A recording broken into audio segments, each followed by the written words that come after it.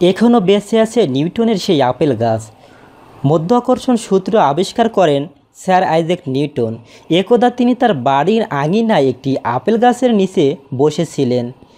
এই সময় সেই গাছ থেকে একটি আপেল তার মাথায় পড়ে।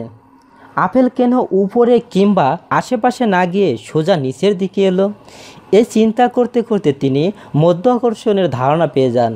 সেই আপেল গাছটি এখনও দাঁড়িয়ে আছে যুক্তরাজ্যের নিউটনের লিঙ্কনশায়ার বাড়িতে।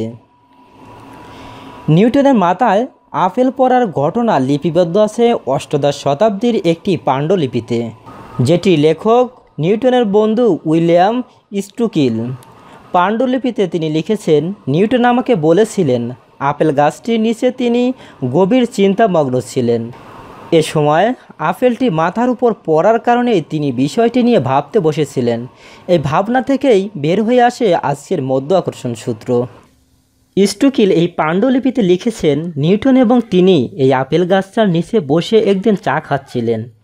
এমন সময় নিউটন তাকে বলেন, তুমি কি জানো, আমি যুবক বয়সে এই আপেল গাছের নিচে বসা অবস্থায় মধ্যাকর্ষণের ধারণা পেয়েছিলাম। আমি তখন কথাটি রসিকতা মনে করে বলেছিলাম, কিন্তু পরে কথাটি নিউটন যখন তার ছাত্রদেরও একাধিকবার বলছেন তখন বুঝতে পারি সেটি রসিকতা ছিল না। ধন্যবাদ এতক্ষণ আমাদের সাথে থাকার জন্য। পরবর্তী ভিডিও পেতে আমাদের চ্যানেলটি সাবস্ক্রাইব করুন।